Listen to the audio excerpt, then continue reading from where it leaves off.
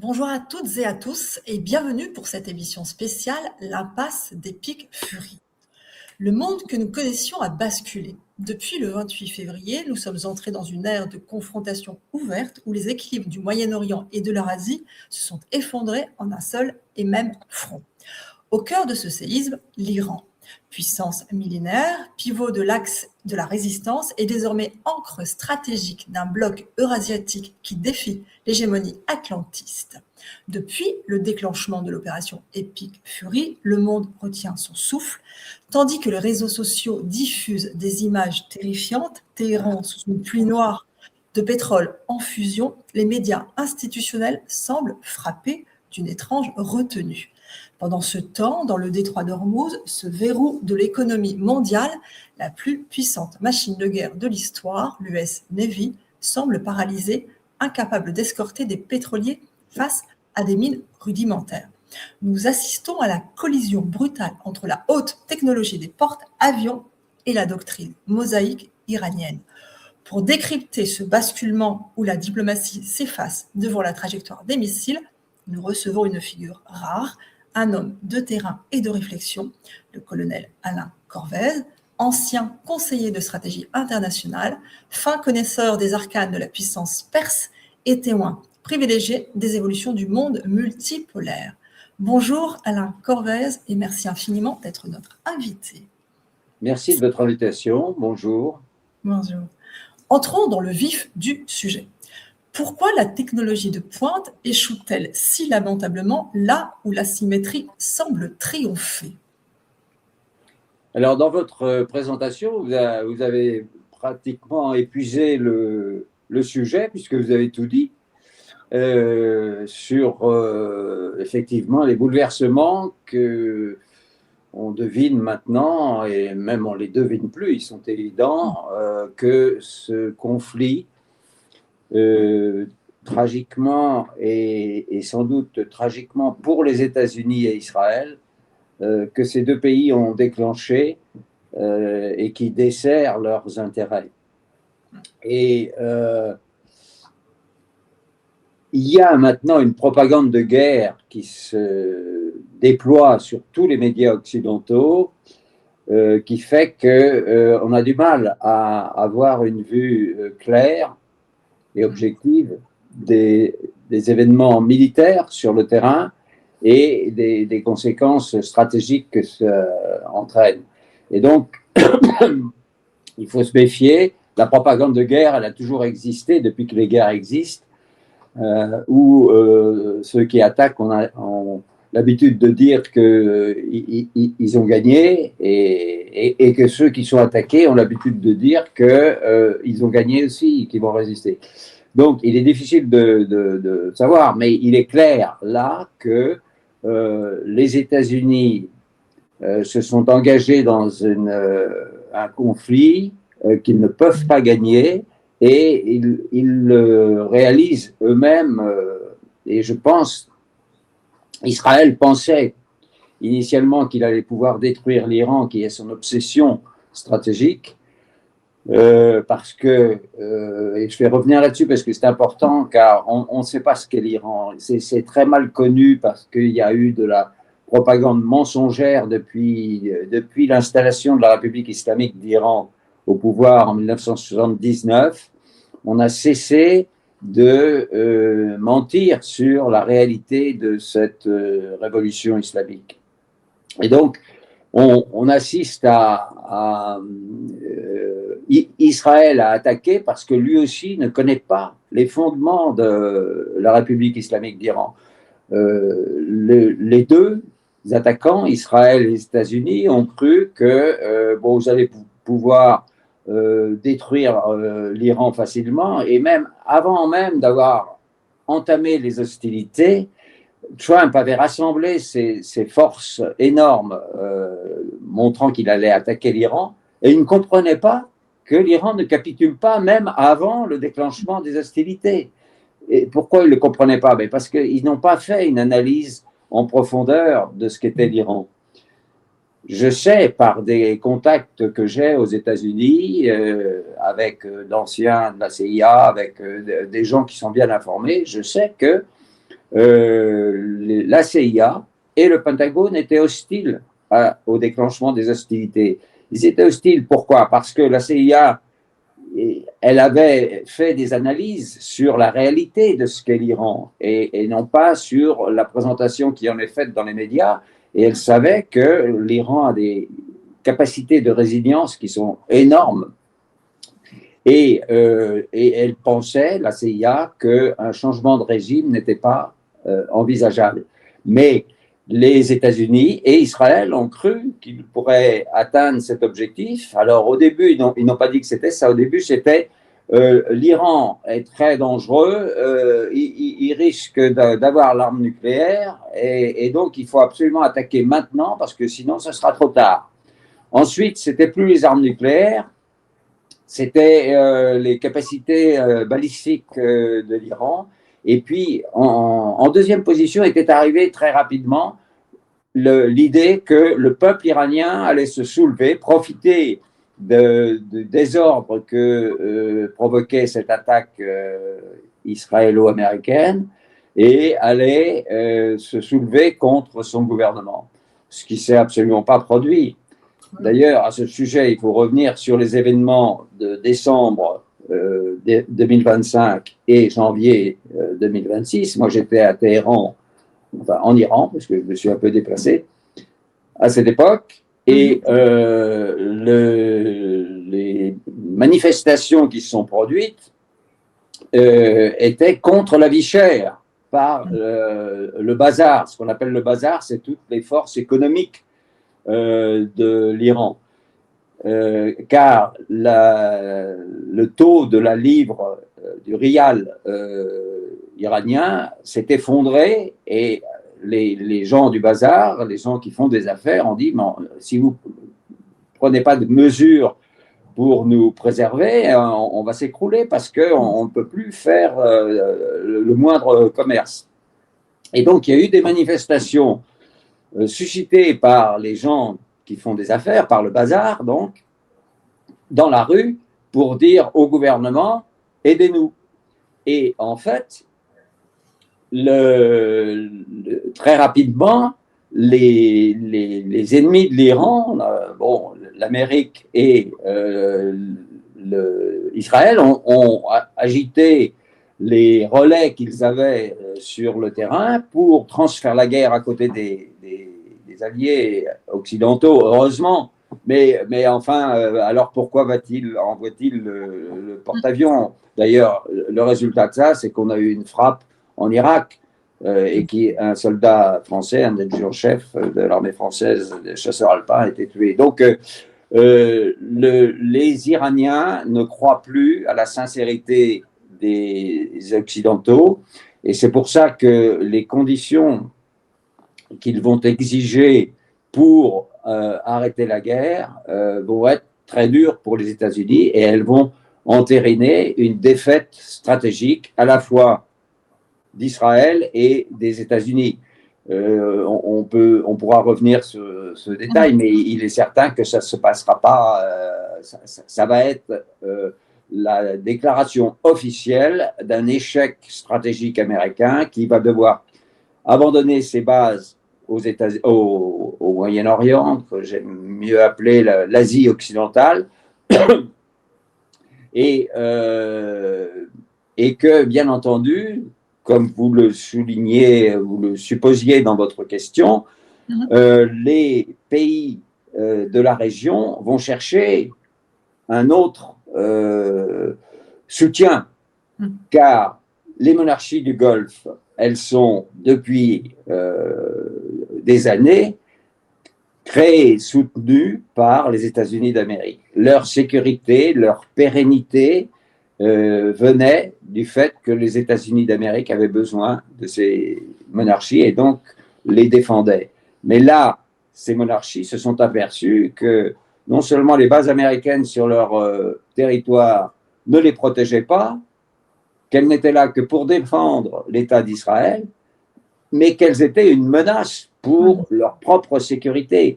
Et donc, on va, avec le départ des États-Unis d'Amérique et du Moyen-Orient, on va assister à basculement géopolitique mondial où on va voir que les États de cette Asie occidentale vont s'orienter vers les BRICS, comme vous l'avez dit, c'est-à-dire que les grandes puissances, les deux principales puissances qui dirigent l'émergence de ces BRICS et l'organisation de ces BRICS, la Chine et la Russie, vont proposer des accords aux pays de cette Asie occidentale. Mais il faut préciser tout de suite, parce qu'il ne faut pas faire l'erreur de croire qu'on va passer d'un bloc dans un autre bloc. Non, c'est un changement complet. Ce que les BRICS proposent, ce n'est pas ce que le bloc occidental proposait, où les souverainetés nationales étaient dissoutes dans des organismes supranationaux apatrides, comme l'Union européenne. Les BRICS proposent des coopérations entre nations qui gardent toute leur souveraineté. Il n'y a pas un organisme supranational qui va diriger les actions des BRICS. C'est une organisation internationale, bien sûr, les BRICS, puisque c'est une organisation de coopération entre les différentes nations qui ont pour but d'aider au développement de l'ensemble des nations, d'aider au commerce entre les nations, aux constructions d'infrastructures qui sont indispensables aux nations. Et donc, sans entrer dans les détails, je pense que les monarchies du Golfe vont être le signal, enfin, l'image visible pour tout le monde du changement, du basculement du monde avec en direction des BRICS, qui ne sont pas, je répète, les BRICS, ce n'est pas là pour constituer un nouveau bloc hostile à l'Occident. Si l'Occident veut entrer dans les BRICS, il est tout à fait libre d'y entrer. C'est des propositions de coopération harmonieuse entre les pays dans des buts d'intérêt réciproques. Et je pense que ces coopérations vont s'établir petit à petit, mais que nous aurons en Asie occidentale une puissance qui va sortir vainqueur et renforcée de ces bouleversements, c'est l'Iran. L'Iran n'a jamais cherché à conquérir d'autres pays, elle n'a jamais cherché à envahir d'autres nations, qu'ils soient riverains ou pas. En revanche, l'Iran a été toujours, dès la révolution islamique d'Iran de 79, elle a apporté son soutien à la cause palestinienne en jugeant que les Palestiniens avaient droit à vivre sur leur terre ancestrale et à avoir un État et un gouvernement, ce qui était une logique. Et donc, dès le départ, l'Iran a soutenu cette cause. C'est pour ça qu'Israël ne peut pas accepter l'idée d'un Iran puissant. Et donc, ce qui va se passer, c'est que, effectivement, l'Iran va être la nation stabilisatrice après tous ces événements, la nation stabilisatrice qui va être la plaque tournante des échanges entre les différents pays d'Asie occidentale, parce que c'est un grand pays en géographie, c'est un grand pays en économie, car ses richesses nationales sont énormes, et donc les flux de commerce et de transport des énergies vont passer par l'Iran. Donc, le monde qui se dessine sera un monde plus humain, je dirais. D'ailleurs, pour appuyer ce constat, un fait nous interpelle. Malgré l'opération épique Fury, Rosatom, le géant public russe de l'énergie nucléaire, maintient 450 experts russes sous les bombes à la centrale de Boucher, la seule centrale nucléaire civile en service en Iran. Elle a été construite et opérée avec la technique massive de la Russie. Est-ce qu'on sous-estime à Paris ou à Washington, la détermination de Moscou à protéger l'Iran. Au-delà de l'amitié, l'Iran n'est-il pas le glacis stratégique vital de la Russie au sud, dont la chute signifierait l'encerclement total et définitif de la Fédération de Russie? Oui, oui, vous avez raison. On sous-estime l'aide que la Chine et la Russie apportent dans ce conflit à l'Iran. La Chine et la Russie aident l'Iran depuis très longtemps, mais cette aide s'est renforcée très directement depuis les menaces qui étaient exercées par les États-Unis d'Amérique et Israël.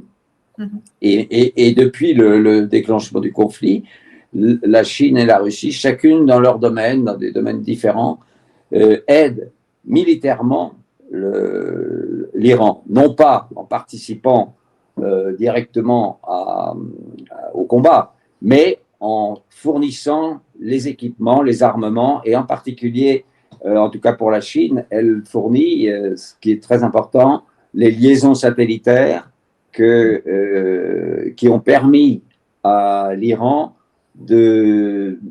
d'avoir un système anti-aérien développé, et également de pouvoir guider leurs missiles avec une plus grande précision vers les cibles dans les pays du Golfe et en Israël. Donc la Chine et la Russie, oui, aident beaucoup l'Iran. Et c'est, comme vous le disiez, c'est dans l'intérêt de la Chine et de la Russie, car ils savent bien que si les États-Unis d'Amérique devaient remporter cette guerre contre l'Iran, ce qui est totalement exclu, mais bon, si jamais c'était le cas, une fois l'Iran détruit, ils seraient en première ligne, tous les deux, Chine et Russie, de manière différente, mais ils seraient en première ligne pour être les attaques des États-Unis. Donc, il est évident que sur le plan stratégique, ils doivent soutenir l'Iran dans sa lutte contre les États-Unis d'Amérique. Ça va être très dur pour les États-Unis d'Amérique parce qu'ils vont subir une défaite énorme. Ils en ont subi déjà des défaites militaires, ils les accumulent, les États-Unis, depuis leur création. Mais le Vietnam, l'Afghanistan, la Libye, c'est une défaite militaire d'une certaine manière quand on voit le résultat et d'autres. Donc, ça va être une défaite, mais qui va bouleverser de l'intérieur les États-Unis, car la majorité des Américains est hostile à cette guerre, était hostile et est encore plus hostile aujourd'hui. Et donc, ça va amener également des bouleversements à l'intérieur des États-Unis. Mais ces bouleversements vont être dans tous les domaines, et le monde ne sera plus le même après la fin de ces hostilités. Mais ce basculement vers l'Eurasie n'est pas qu'une signature diplomatique. Il a une traduction physique immédiate sur l'artère jugulaire de l'économie mondiale. Abordons le piège d'Ormuz. Les chiffres sont vertigineux. 20% du pétrole mondial et un tiers des engrais azotés transitent par ce corridor de 33 km. Reuters rapporte que l'US Navy refuse les escortes quotidiennes depuis 13 jours par crainte d'une humiliation stratégique. Nous assistons à une scène surréaliste. 3 super porte-avions nucléaires, le Lincoln, le Ford, le Bush, sont sur zone, une puissance de feu inégalée, et pourtant, Reuters confirme que pas un seul pétrolier n'a pu être escorté depuis le 28 février.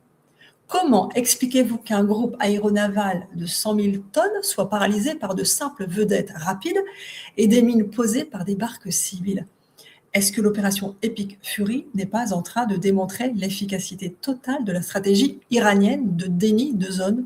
Au fond, est-ce l'aveu final que la projection de puissance classique est devenue obsolète dans ces eaux resserrées où un destroyer de 4 milliards de dollars n'est plus qu'une cible d'entraînement pour une mine de 500 $?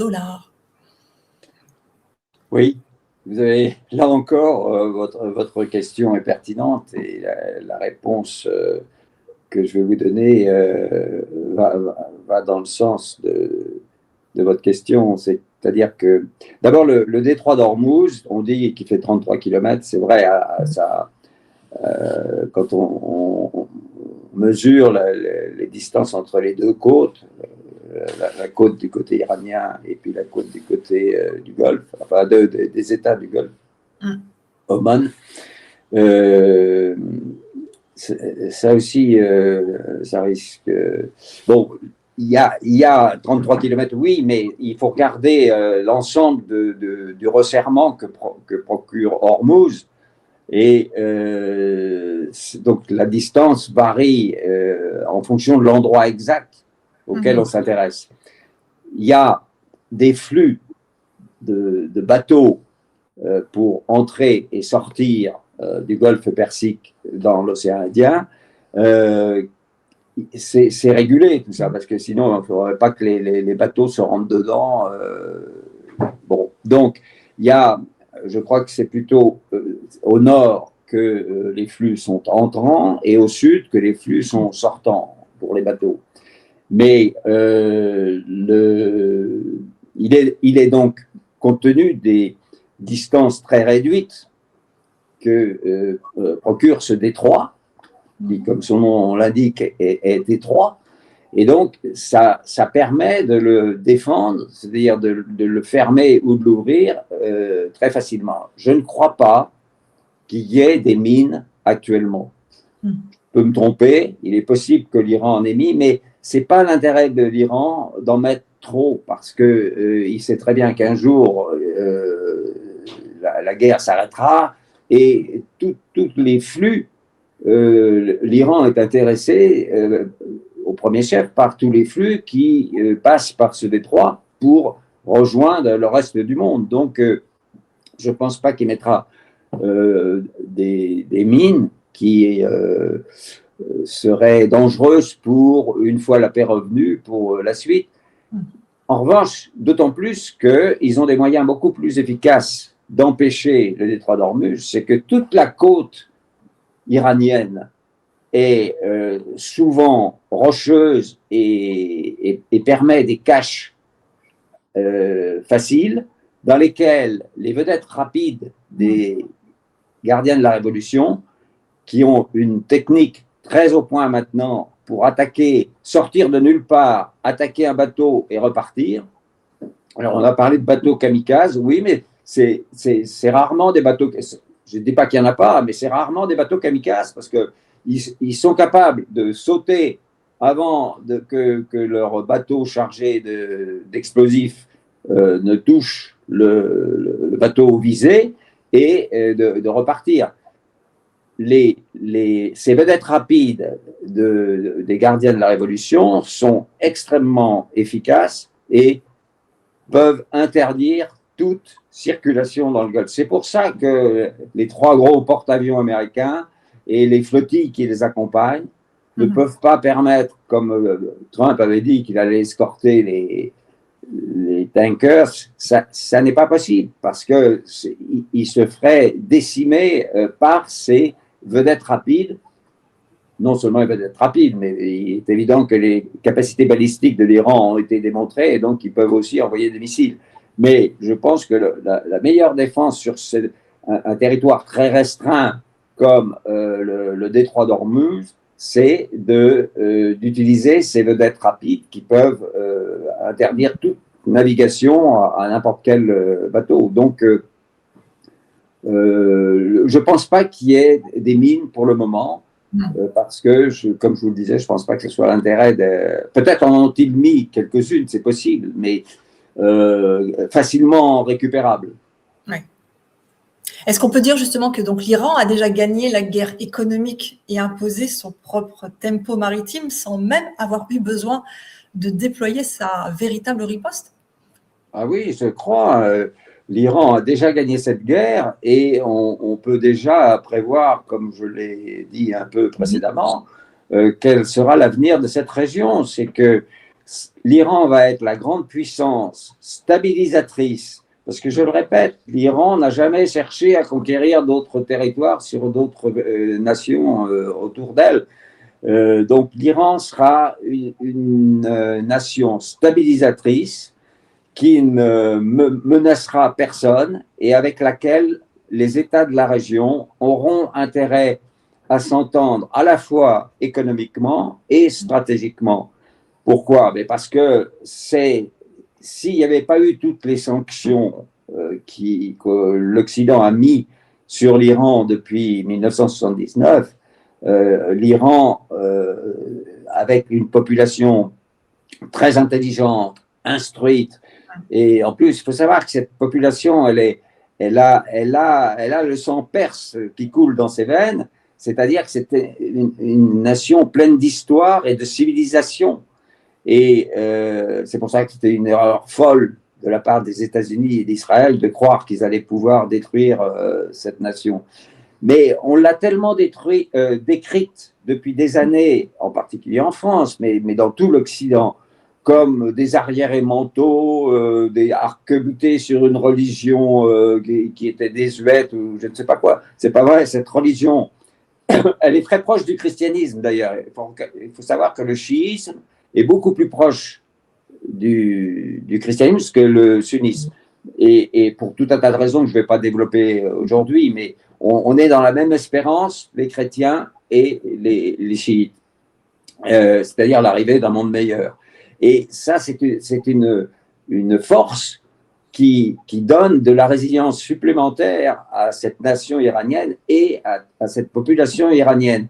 Et donc, l'avenir sera un monde complètement différent grâce à l'Iran qui va pouvoir développer ses possibilités énormes compte tenu de ses richesses, les richesses de son sous-sol et les richesses également de sa population, son intelligence, son caractère industriel, industrieux, son caractère d'être prêt à l'effort pour développer des actions et des opérations.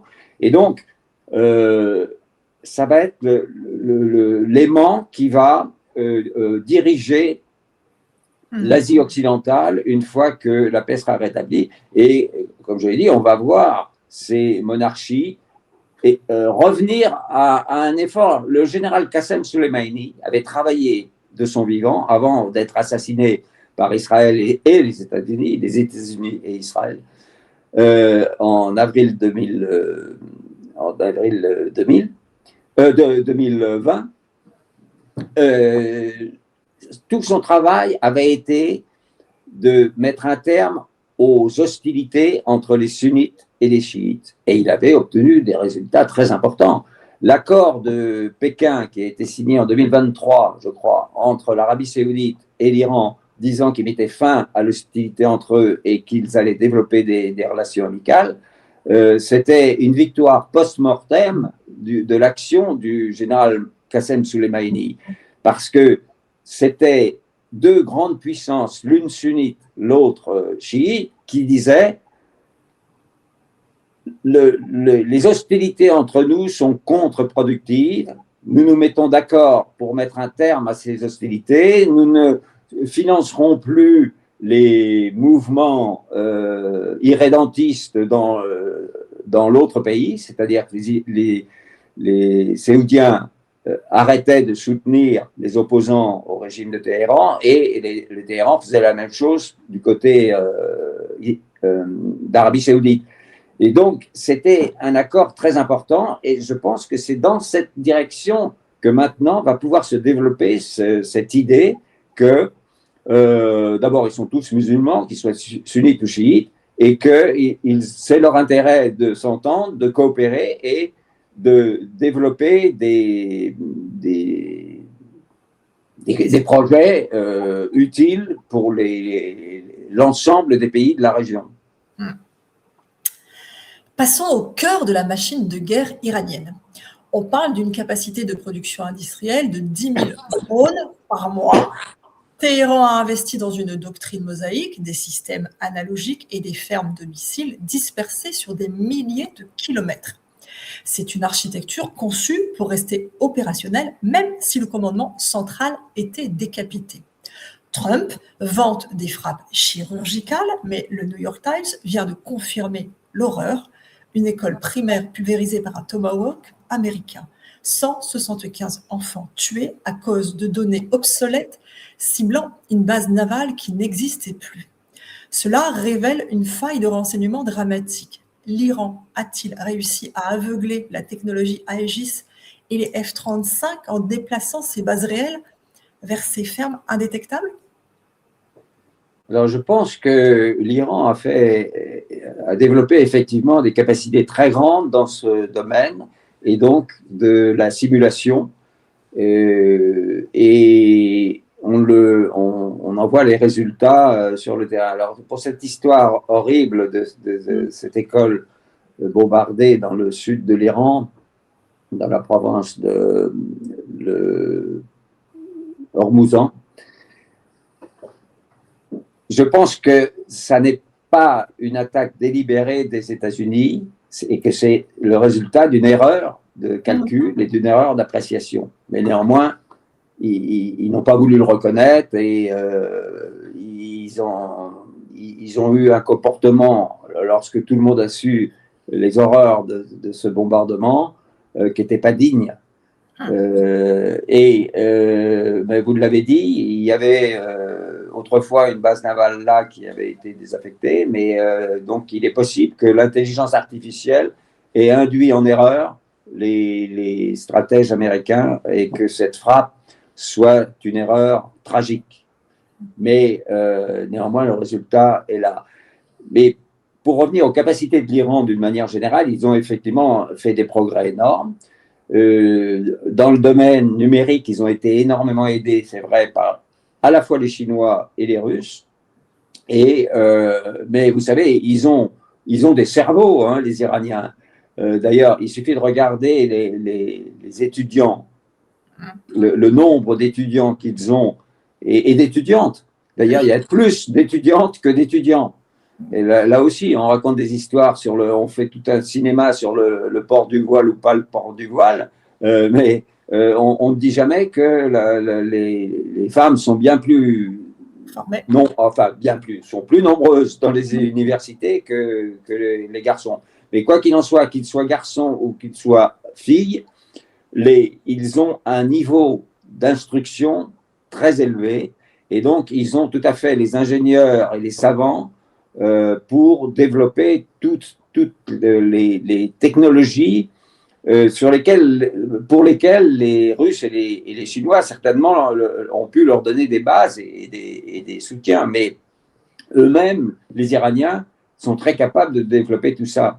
Et je pense qu'on finira par voir que l'Iran est un grand pays qui n'est pas du tout hostile, contrairement à ce qu'on essaye de présenter depuis 1979, qui n'est pas hostile au reste du monde. On essaie de faire passer pour le grand Satan qu'il faut absolument détruire et enlever, alors qu'il est hostile aux pays qui veulent le détruire, bien entendu. Et dès 1979, il y a des tas de pays qui sont mis à être hostiles à l'Iran. Moi, j'ai travaillé à une époque pour aider des entreprises françaises en Iran, des grandes entreprises françaises qui étaient demandées par les Iraniens. Et on a obtenu quelques résultats, mais l'ambiance générale était que on ne veut pas se faire mal voir des Américains, donc on ne va pas trop loin dans les échanges commerciaux et industriels qu'on peut avoir avec les Iraniens. Mais il y avait une demande des Iraniens très grande et on revient à une des questions que vous avez posées auparavant, il y avait une ouverture vers l'Occident, non pas vers les valeurs matérialistes de l'Occident, parce que ce qui sauve l'Iran d'ailleurs, c'est cette force spirituelle dont il dispose face à un monde occidental matérialiste qui est devenu pervers, tout le monde le sait, et qui a créé des théories complètement perverses qui détruisent les sociétés. Donc ça, l'Iran est tellement supérieur à nous dans ce domaine que c'est même pas la peine d'en dire plus sur ce sujet. Mais l'Iran a été déformé dans la présentation qui était faite depuis très longtemps, parce que l'Iran était très ouvert à des coopérations, malgré ce matérialisme outrancier des Occidentaux, il était très ouvert à des échanges et à développer des actions avec les Occidentaux. À ce sujet, c'est un peu c'est lié au sujet, mais ça pourrait paraître hors sujet. Je voudrais revenir sur le discours de Solzhenitsyn à Harvard en 1978. Vous savez vous connaissez l'histoire de Solzhenitsyn. Bon, et il était aux États-Unis après avoir été chassé par l'Union soviétique. Et tous les intellectuels américains étaient réunis à Harvard pour entendre ce qu'allait dire Solzhenitsyn. Et Solzhenitsyn a dit oui, le système soviétique était un système abétissant qui détruisait les personnalités, les hommes. Donc, il a dit tout le mal que les Américains étaient contents d'entendre sur le système communiste en URSS. Mais ensuite, il a dit, mais ce n'est pas vous la solution. Car vous êtes sous une autre forme, vous êtes les mêmes destructeurs des personnalités et des sociétés parce que vous êtes des matérialistes jusqu'au bout des ongles et vous refusez toute notion de spiritualité et de métaphysique. Donc, vous êtes en train de vous détruire vous-même. Alors là, donc ça a été très controversé après, parce que les Américains qui s'attendaient à une condamnation du communisme, ils l'ont eu, mais ils ont eu également une condamnation du système occidental. Et donc, on a assisté à des détractions, enfin des critiques. Alors qu'on encensait Solzhenitsyn, il a été très critiqué, notamment aux États-Unis, parce qu'il avait critiqué le système occidental. Et il avait bien raison, puisqu'on voit jusqu'où ça a mené. Donc, voilà, la force de l'Iran, c'est cette spiritualité et ce respect de la personne humaine que, hélas, en Occident, on ne voit plus. Revenons sur cette erreur tragique, justement. Ne prouve-t-elle pas que l'appareil militaire américain frappe désormais à l'aveugle si la stratégie de déni de zone iranienne est immunisée contre la précision chirurgicale?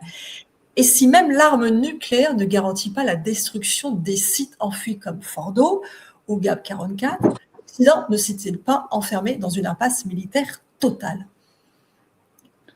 Alors, la question de l'arme nucléaire est très, très importante et c'est un sujet très dangereux. Vous savez que la France, avec De Gaulle, s'est dotée de l'arme nucléaire, mais pour résumer, il a dit un jour à Perfit qui l'interrogeait, est-ce que ça ne vous inquiète pas de savoir qu'on pourrait tuer des millions de gens en quelques secondes? Et il a dit, mais justement, c'est parce qu'on ne le fera pas. Car la force de frappe française n'est pas faite pour frapper, mais pour empêcher qu'on nous frappe. C'est tout le concept révolutionnaire de l'arme nucléaire. C'est-à-dire qu'on raisonnait jusqu'à présent en termes de coercition. Coercition, ça veut dire que le plus fort militairement pouvait imposer sa volonté à celui qui l'était moins. D'un seul coup, avec l'arme nucléaire, le plus faible peut résister à partir du moment où il a cette arme. Et donc, on devait désormais, comme le disait le général Pierre-Marie Gallois, avec lequel j'ai travaillé très, très intimement sur ce sujet, le concept de dissuasion est l'inverse de la coercition. C'est-à-dire qu'il dit à un adversaire potentiel, vous ne pouvez pas m'attaquer parce que j'ai l'arme nucléaire et si vous m'attaquez, je déclenche des catastrophes chez vous qui sont insupportables et vous ne pouvez pas l'accepter. Et ça, ces catastrophes insupportables que l'agresseur potentiel pourrait avoir, le dissuade d'attaquer même un petit État. Et donc, c'est la dissuasion du faible au fort, comme on l'a appelé également. Mais il se trouve qu'aujourd'hui, Israël, bien qu'il ne l'ait jamais reconnu officiellement, Israël, tout le monde sait qu'il a des bombes, on sait même à peu près le nombre de centaines. Et ça, c'est très inquiétant parce que là, Israël est acculé avec cet échec stratégique face à l'Iran. On ne sait pas ce que va devenir Israël. d'autant plus que moi j'ai plein d'amis juifs et l'immense majorité de la diaspora juive mondiale est hostile à ces dirigeants israéliens. Pourquoi? Mais parce qu'elle donne une image des juifs qui est déplorable dans le monde.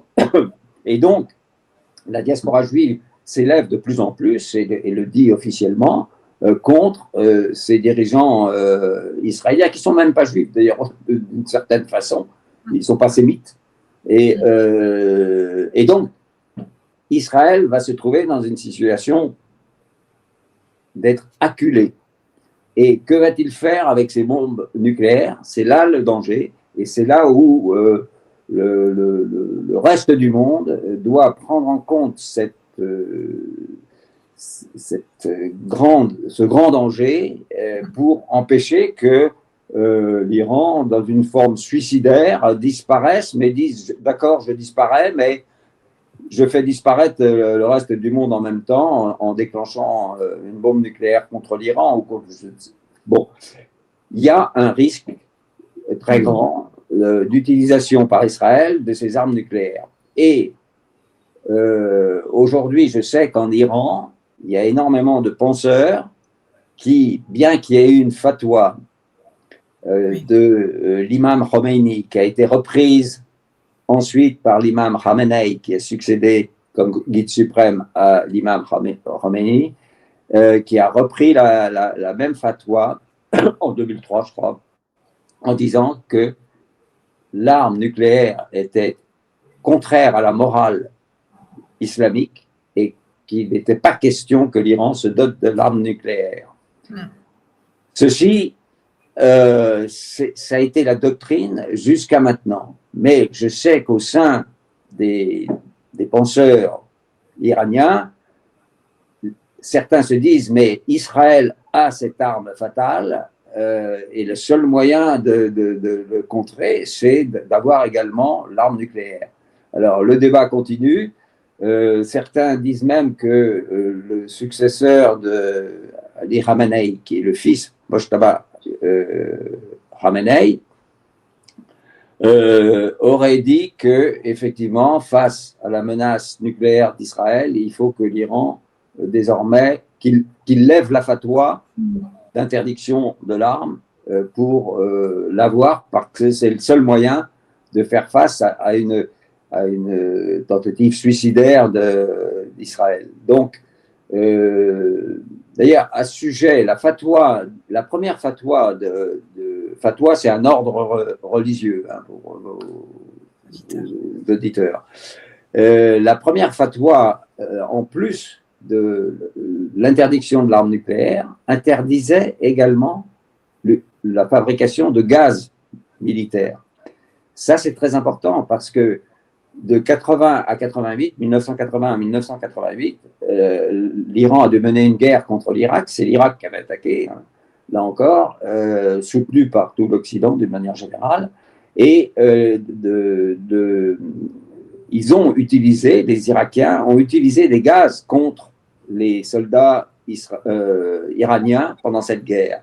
Et les militaires ont dit, il faut qu'on ait aussi des gaz pour répondre. Et l'imam Khomeini, en pleine guerre, a interdit la fabrication de gaz militaires en disant que c'était contraire à l'éthique et aux principes religieux de l'islam. Donc, vous voyez, il y avait également cette interdiction.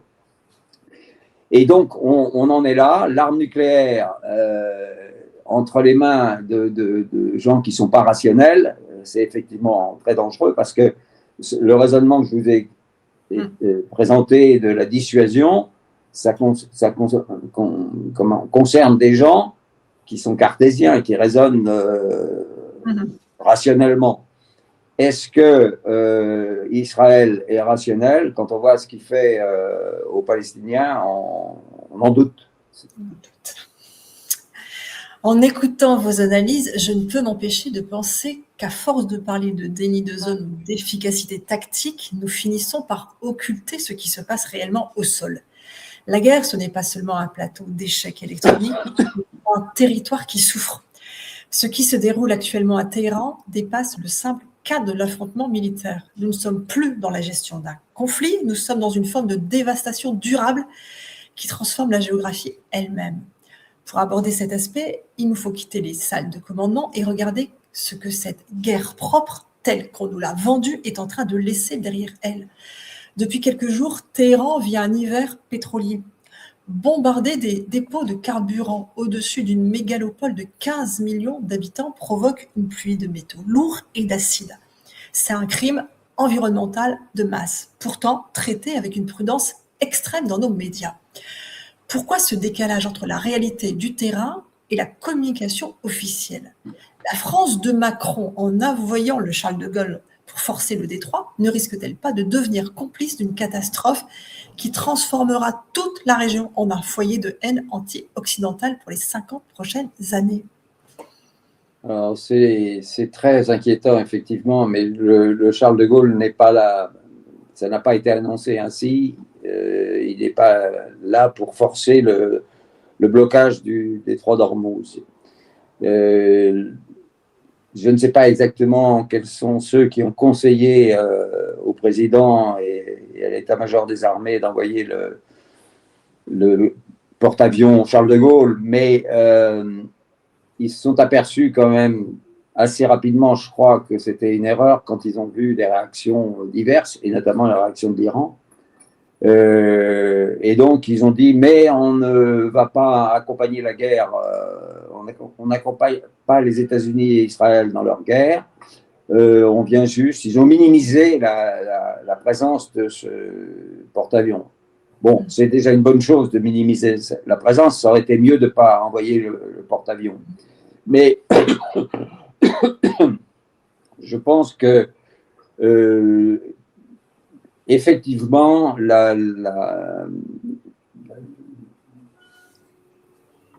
montrer qu'on est solidaire des États-Unis et d'Israël dans ce combat contre l'Iran, c'est une erreur fatale pour la France et pour les autres occidentaux, parce que les Anglais ont fait aussi des signes. Bon, ils vont perdre.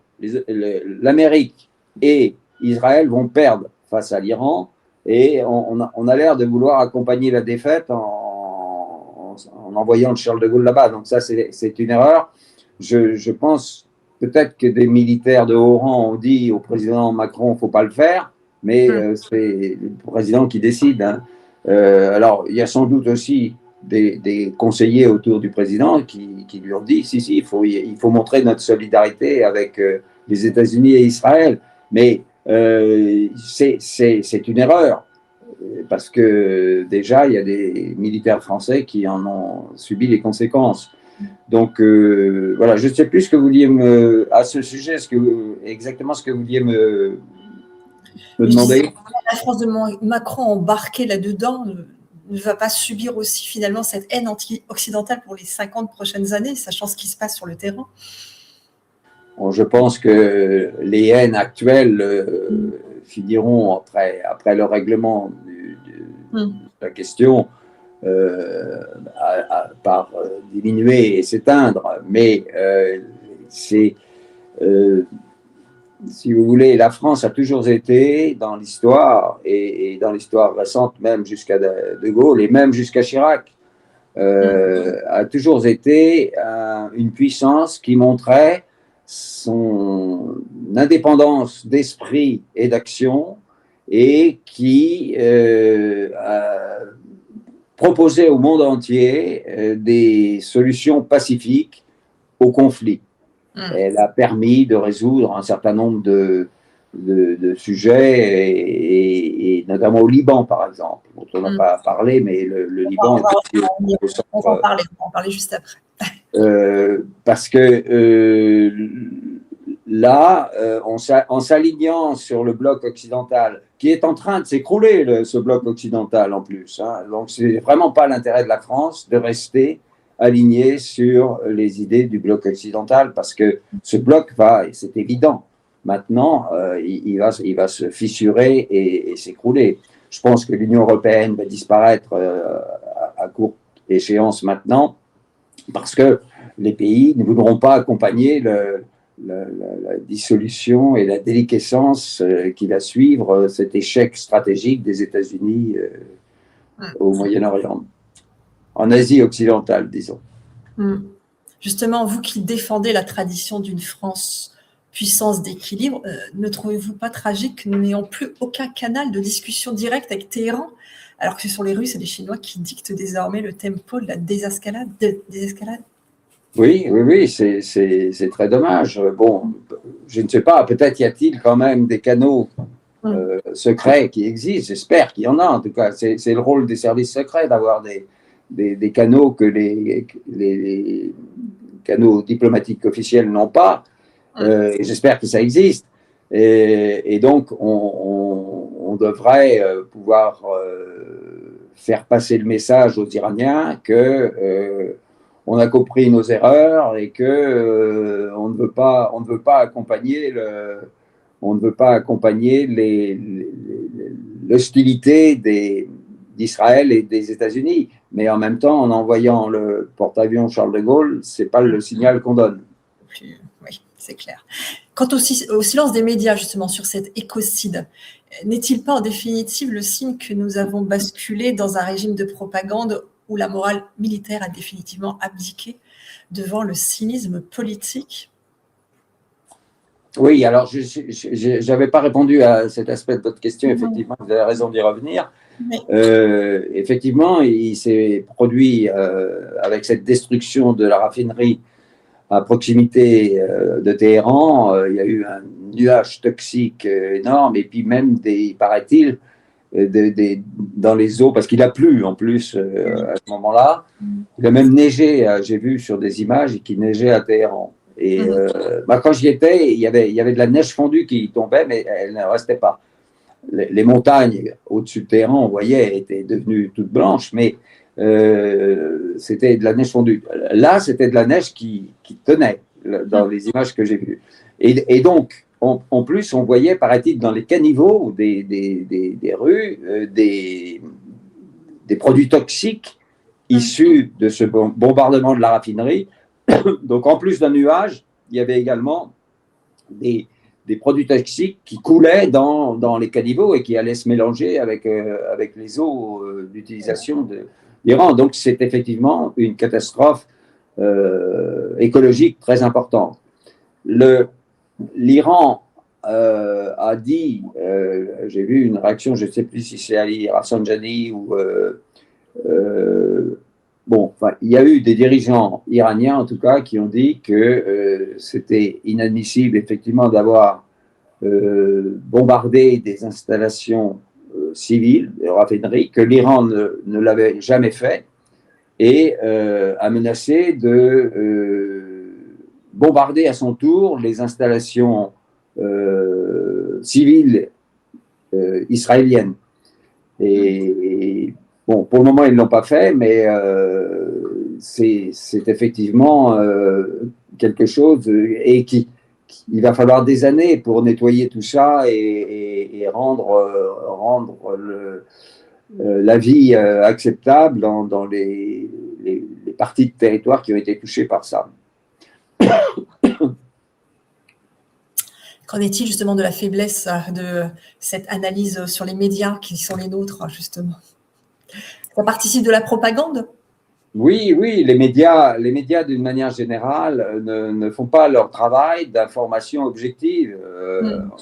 Les médias sont entre les mains de milliardaires français parfois étrangers, mais bon, et ils poursuivent une idéologie, un but, et donc les informations sont orientées dans la direction souhaitée par ces gens qui ne sont pas objectifs. Et c'est pour ça que depuis des années, on nous décrit un Iran qui n'est pas la réalité de l'Iran. Je le répète, mais les Français ne voient que des informations qui leur disent que les Iraniens sont des attardés, que leur religion est une religion mauvaise parce qu'ils veulent tuer tout le monde. Enfin bon, il y a des aberrations complètes sur la réalité de ce qu'est l'Iran qui va commencer à diminuer maintenant parce que face aux réalités, quand même, ils ne peuvent pas aller au-delà d'une certaine limite. Mais il est certain que les médias ont joué un rôle terrible pour mettre dans la tête non seulement des Français, mais des Européens et des Américains des idées fausses sur l'Iran. Et malgré ça, malgré cette propagande mensongère sur l'Iran, on voit que les opinions publiques américaines sont très largement opposées à cette guerre contre l'Iran et également en Europe et en France. Des sondages partiaux montrent que les populations européennes ne sont pas favorables à cette guerre. Donc ça prouve qu'ils se rendent compte que les buts de guerre ne sont peut-être pas ceux que les médias annoncent. Gaza est aussi passé par là, je pense. Oui, oui, bien sûr. Si Téhéran, malgré les frappes, ne s'effondre pas, c'est qu'il existe une forme de dissuasion qui ne ni sur le porte-avions, ni sur le missile de précision, mais sur une capacité de riposte programmée, une sorte de main morte régionale. C'est un concept glaçant qui transforme chaque ville, chaque infrastructure en un levier de survie pour tout un bloc. Nous touchons là au cœur du modèle iranien. Comment le faible rend le fort impuissant par la menace d'une destruction totale et irréversible. Est-ce que vous avez observé au Liban, avec le recul massif des populations et la remise en question des zones tampons comme le Litanie, semble prouver que cette doctrine n'est pas qu'une menace théorique. L'Iran a averti qu'il ciblerait Dimona en cas d'attaque nucléaire. L'ironie tragique, c'est que l'ambiguïté nucléaire d'Israël a laissé ce site sans les protections modernes requises. On est dans une situation de main morte à l'échelle régionale. Un seul missile bien placé et c'est tout le Proche-Orient qui devient invivable pour des décennies. Peut-on dire que l'Iran a réussi l'exploit stratégique d'atteindre une dissuasion totale sans posséder la bombe, simplement en rendant le coût de l'attaque insupportable pour l'économie et l'environnement mondial ? Il est certain que les capacités techniques uniquement balistiques pour le moment des Iraniens ont impressionné et ils ont montré qu'ils étaient capables de frapper avec précision et puissance des objectifs situés dans toute la région et notamment en Israël. À cet égard, ils ont bombardé avec efficacité notamment une base dans le sud d'Israël, c'est Nevatim, je crois, avec une grande précision. Et ils montraient par là qu'ils étaient capables de bombarder Dimona, donc la base nucléaire israélienne, qu'ils étaient capables de le faire si c'était une nécessité. Alors, est-ce qu'ils le feront ? Ils ont montré qu'ils étaient capables de le faire. Est-ce que ça va dissuader les Israéliens et les Américains de continuer cette guerre ? Je pense que d'ores et déjà, d'abord, il y a des indications confidentielles qui filtrent quand même, que les Américains sont en train de chercher une sortie honorable de ce conflit. Ils ont compris leur erreur stratégique et ils essaient de la réparer en n'allant pas au-delà, en tout cas en arrêtant les dégâts au niveau où ça en est actuellement. Alors, combien de temps il va falloir pour que ça débouche et qu'on apprenne qu'enfin ce conflit s'est arrêté, on ne sait pas, mais il y a, c'est évident, des gens qui discutent dans des endroits secrets entre Américains et Iraniens. Les Iraniens ont des exigences très importante pour arrêter les hostilités. Parce que, comme vous le disiez, ils ont une technicité très forte qui fait qu'ils n'ont pas l'arme nucléaire, mais avec leur capacité balistique et la précision et la puissance de la capacité balistique, ils exercent des frappes et une dissuasion contre leurs ennemis, Israël et les États-Unis, qui ont donc tendance à se dire il faut trouver une solution pour arrêter la guerre parce qu'on ne va pas gagner Et donc, arrêtons les dégâts au moins au niveau où on est arrivé. Donc, il y a sans doute des négociations dans ce sens-là. Et je pense que les conditions iraniennes pour arrêter le conflit, parce que c'est maintenant l'Iran qui décide. Je crois que des émissaires de Trump, déjà auparavant, avaient dit est-ce qu'on peut négocier?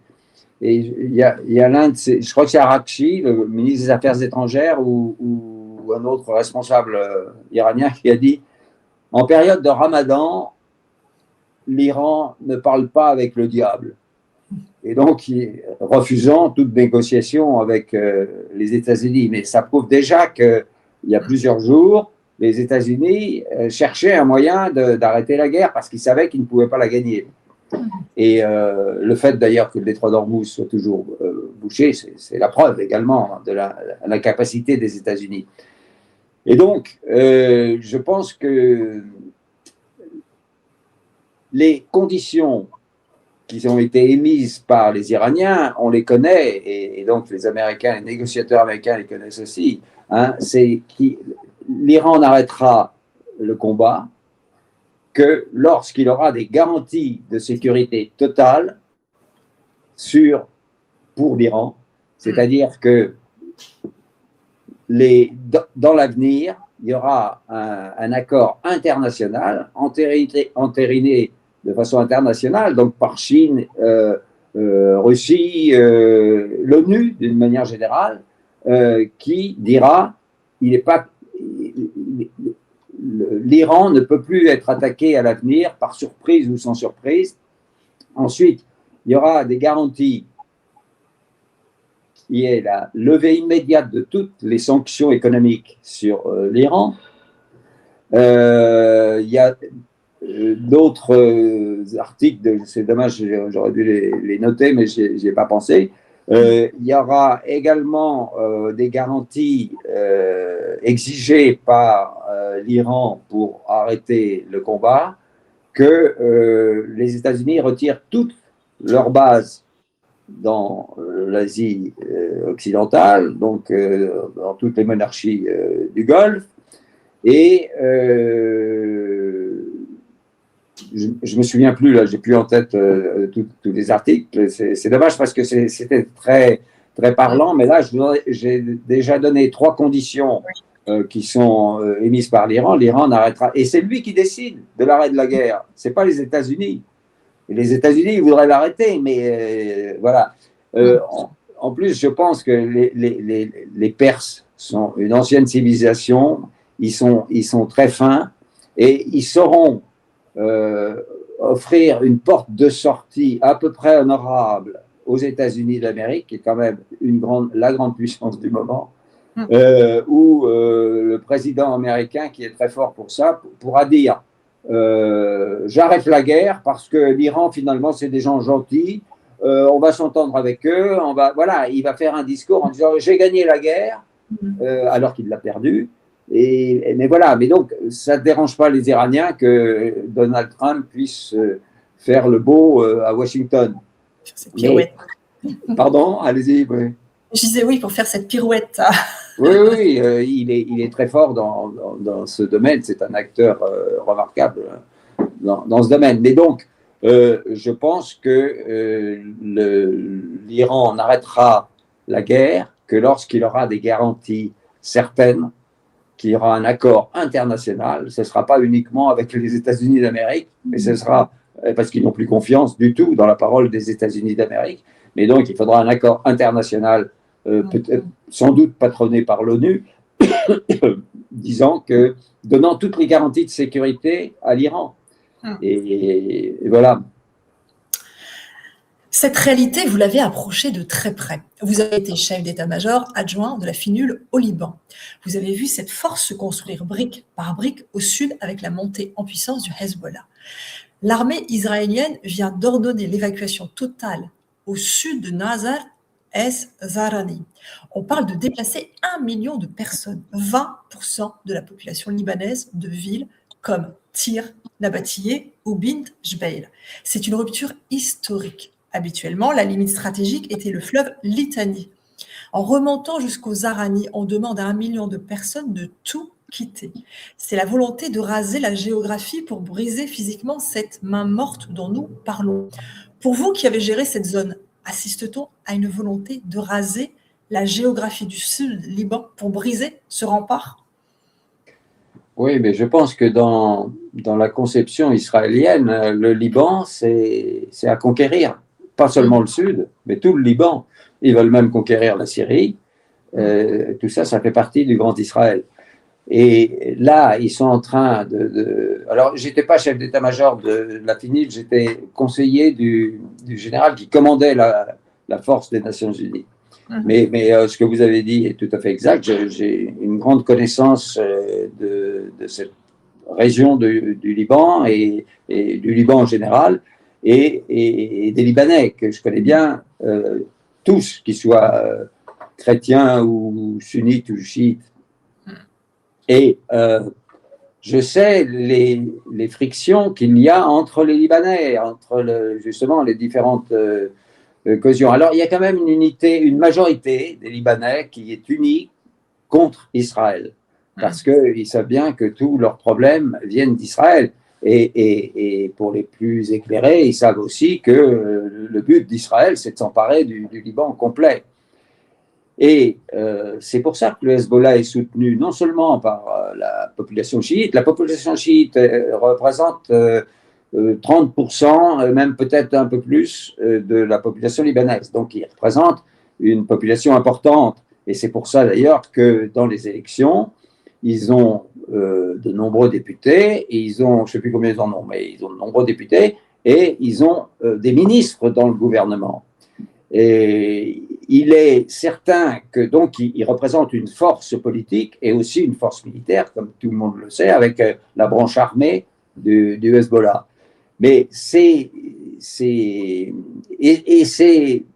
gens du Hezbollah sont animés par une foi aussi qui renforce la résilience du Hezbollah. Et on s'en aperçoit aujourd'hui parce que l'attaque du Sud-Liban par Israël, on voit bien que le Hezbollah est loin d'être détruit, bien qu'il ait été décapité l'année dernière, en fin d'année dernière, avec le meurtre de Hassan Nasrallah et de plein de grands chefs du Hezbollah.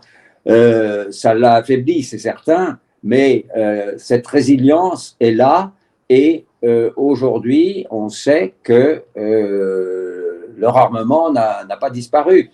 Alors, au sujet de leur armement, il y avait un accord pour l'élection du président actuel, Joseph Aoun, qui n'a rien à voir avec le président général Michel Aoun. Hein. C'est pas la même, c'est le même nom, mais il n'y a pas de lien de famille.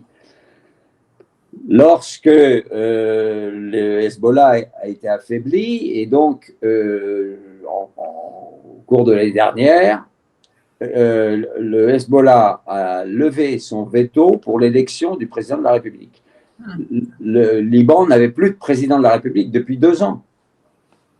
Oui, à peu près 2 ans.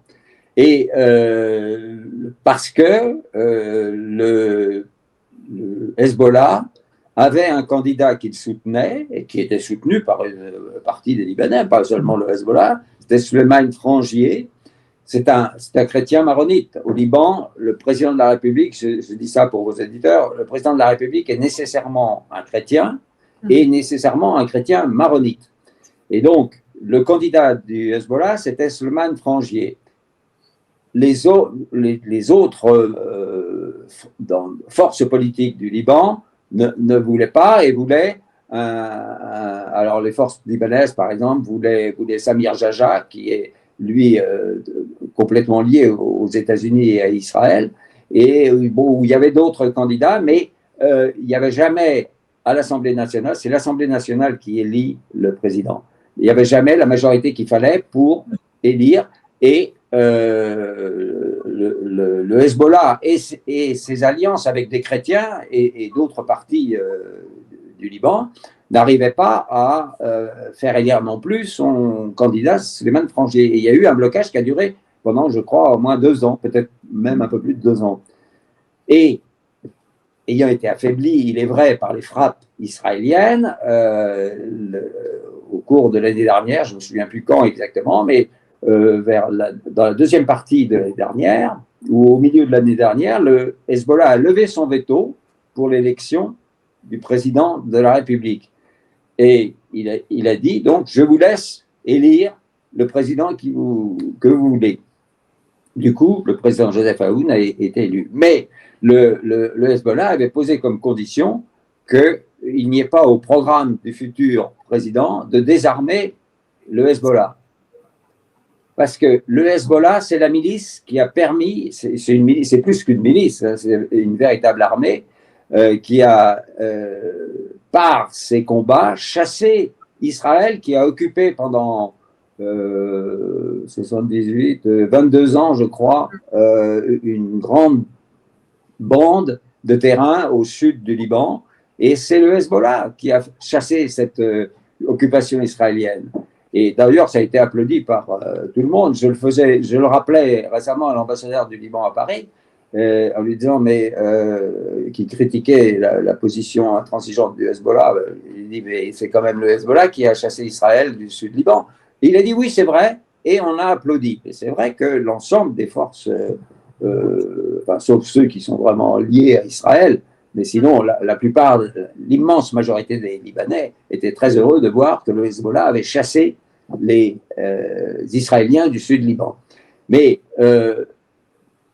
ensuite, donc, je reviens aux derniers accords de cessez-le-feu qui avaient eu lieu entre le Liban et Israël à la fin de l'année dernière.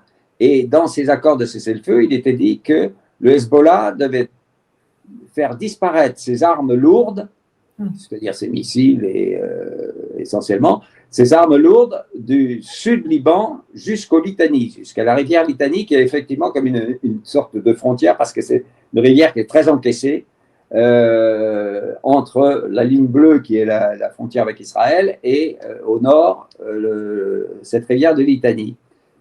Le Hezbollah a rempli les conditions du cessez-le-feu, il a fait disparaître, il a enlevé ses armes lourdes du sud Liban, et donc il remplissait la clause du cessez-le-feu. En revanche, Israël n'a pas respecté, puisqu'on sait très bien que depuis la signature du cessez-le-feu, Israël a attaqué en différentes occasions des positions présumées du Hezbollah au sud Liban, et même dans la banlieue sud de Beyrouth.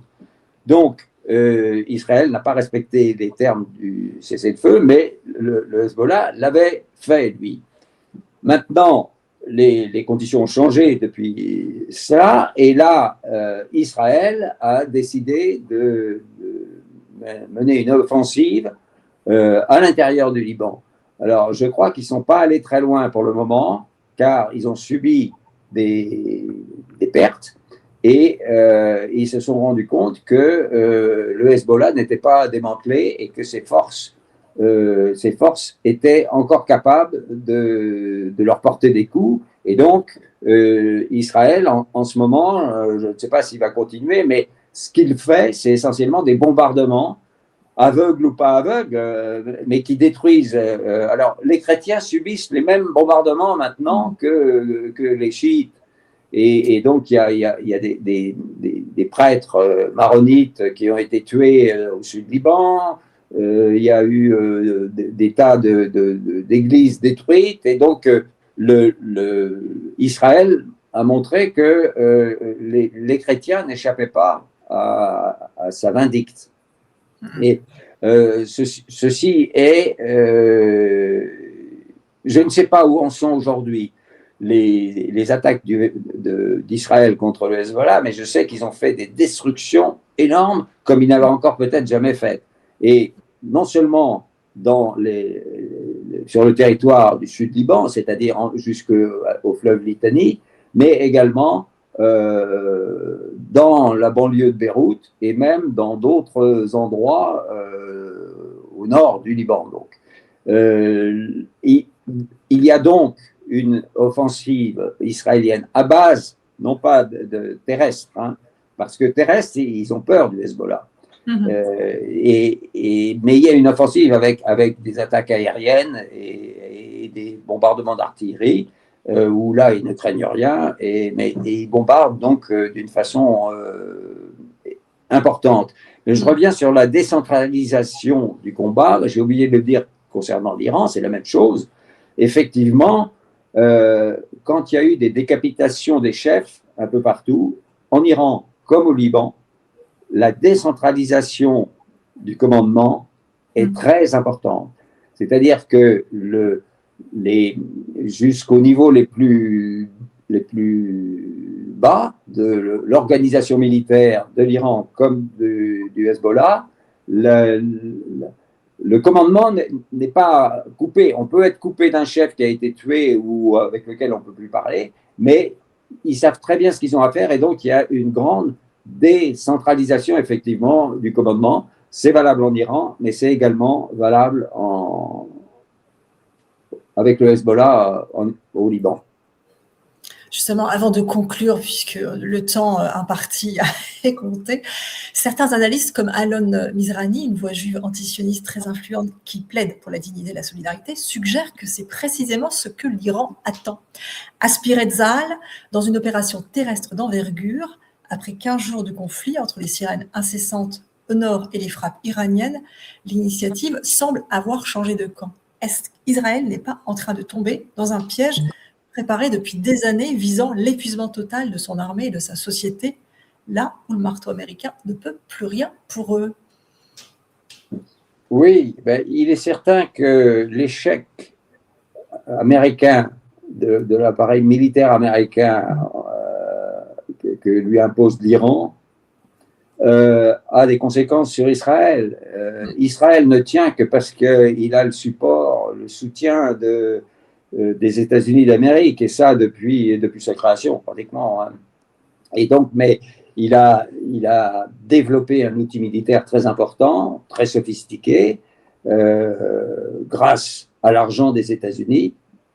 Et le fait que les États-Unis subissent une défaite cuisante dans cette affaire contre l'Iran a un impact certain sur Israël. Donc, Israël est acculé. C'est ça qui est inquiétant. C'est que quand un pays comme Israël, où c'est quand même des fous furieux, hein, alors moi je le répète, hein, la diaspora juive mondiale ne soutient pas ces gens-là. Ce sont des fanatiques qui n'ont plus leur place dans le concert des nations, un concert apaisé de toutes les nations où on respecte les uns et les autres. Ces gens-là ne respectent absolument rien. Et donc, les forces de la diaspora juive mondiale sont de plus en plus en train de se manifester pour dire que elles ne veulent plus être assimilées à ces tortionnaires qui sont à Tel Aviv, et même que cet État d'Israël est la source de l'antisémitisme dans le monde, et donc il faut le faire disparaître. Donc les gens qui dirigent actuellement Israël sont dans une situation, d'ailleurs on ne sait plus qui vraiment dirige Israël en ce moment, et ils sont dans une situation où, étant acculés, ils peuvent envisager n'importe quelle solution suicidaire qui serait catastrophique pour l'ensemble de la région. Donc, je pense qu'au Liban, ils vont avoir un échec, mais ils sont capables ils ont déjà fait des meurtres odieux sur des gens en plus qui n'étaient pas des combattants. Hein. Il y a plein de gens qui sont morts au Liban qui n'étaient pas des combattants. Les gens du Hezbollah, ils savent faire la guerre d'ailleurs, et ils savent éviter les coups. Pas tous, mais ils savent éviter les coups. Mais les gens qui vivent dans des villages autour de leur église ou autour de leur mosquée, ce ne sont pas des combattants. Mais les mosquées et les églises sont détruites par les bombardements israéliens. Donc, ce sont des comportements qui sont pas des comportements dignes d'une nation qui peut discuter et parler avec toutes les autres nations du monde. Maintenant, c'est devenu évident pour la communauté internationale que l'État d'Israël tel qu'il est devenu n'a plus sa place dans le concert des nations. Cher colonel Alain Corvès, je vous remercie infiniment pour cet éclairage sans concession sur les réalités de terrain et les impasses doctrinales de cette opération Epic Fury. On comprend, à vous écouter, que la force brute se heurte ici à une résilience et une patience stratégique que l'Occident semble avoir oubliée. Chers auditeurs, si cette analyse vous a permis de mieux décrypter la complexité du basculement en cours au Proche-Orient, n'hésitez pas à partager cette vidéo. Dans un brouillard de guerre aussi épais, le recul historique et l'expertise militaire sont nos meilleures boussoles. Merci infiniment, Alain Corvès.